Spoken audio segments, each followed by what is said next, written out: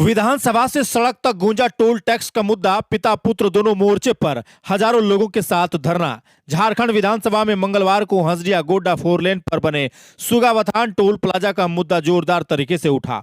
पोड़ैयाहाट के विधायक प्रदीप यादव ने सदन में नियमों का हवाला देते हुए टोल प्लाजा की दूरी और वसूली पर सवाल खड़े किए। वहीं दूसरी ओर उसी समय सड़क पर उनके पुत्र और झारखंड यूथ कांग्रेस के प्रदेश महासचिव आरकादित्य यादव हजारों लोगों के साथ धरना प्रदर्शन का नेतृत्व करते नजर आए। इस तरह टोल टैक्स का यह मुद्दा विधानसभा से लेकर सड़क तक एक साथ गूंजता दिखा। विधानसभा में अपनी बात रखते हुए विधायक प्रदीप यादव ने कहा कि राष्ट्रीय नियमों के अनुसार 60 किलोमीटर के अंदर दूसरा टोल प्लाजा नहीं लगाया जा सकता, लेकिन उनके विधानसभा क्षेत्र में पहले से ही टोल प्लाजा होने के बावजूद मात्र 26 किलोमीटर की दूरी पर नया टोल प्लाजा स्थापित कर दिया गया है। उन्होंने कहा कि यह नियमों के खिलाफ है और इसे आम जनता, खासकर गरीब और मध्यम वर्ग के लोगों पर अतिरिक्त आर्थिक बोझ पड़ रहा है। उन्होंने सदन में यह भी कहा कि केंद्रीय सड़क परिवहन मंत्री द्वारा 22 मार्च 2022 को लोकसभा में स्पष्ट रूप से कहा गया था कि 60 किलोमीटर के भीतर दूसरा टोल प्लाजा नहीं लगाया जाएगा। इसके बावजूद उनके क्षेत्र में इस नियम का पालन नहीं किया गया। प्रदीप यादव ने कहा कि रोजमर्रा के काम के लिए आने जाने वाले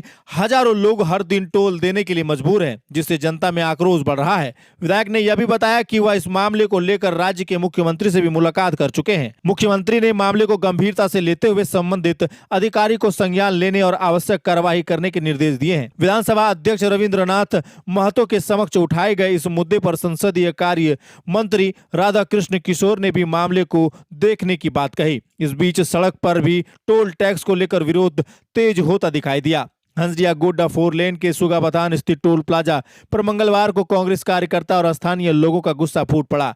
हजारों की संख्या में लोग अपने वाहनों के साथ सड़क पर उतर आए और टोल वसूली के खिलाफ धरना पर बैठ गए। इस प्रदर्शन का नेतृत्व झारखंड यूथ कांग्रेस के प्रदेश महासचिव आरकादित्य यादव कर रहे थे। धरना स्थल पर आरकादित्य यादव ने कहा कि आंदोलन जनता के अधिकारों के लिए है। उन्होंने आरोप लगाया कि नियमों को नजरअंदाज कर टोल वसूली की जा रही है और इसका सबसे ज्यादा असर गरीब और मध्यम वर्ग के लोगों पर पड़ रहा है। उन्होंने कहा कि स्थानीय लोगों को बार बार टोल देना पड़ता है, जबकि यह सड़क उनके दैनिक जीवन का हिस्सा है। प्रदर्शन के दौरान 3 प्रमुख मांगे रखी गई थी। पहली मांग थी कि पोड़ैयाहाट विधानसभा क्षेत्र के स्थानीय लोगों को टोल टैक्स से पूरी तरह छूट दी जाए। दूसरी मांग टोल दरों में कम से कम 70% की कटौती करने की थी। तीसरी मांग यह रखी गई थी कि टोल प्लाजा पर 100% नौकरी स्थानीय युवाओं को दी जाए, ताकि क्षेत्र के युवाओं को रोजगार मिल सके।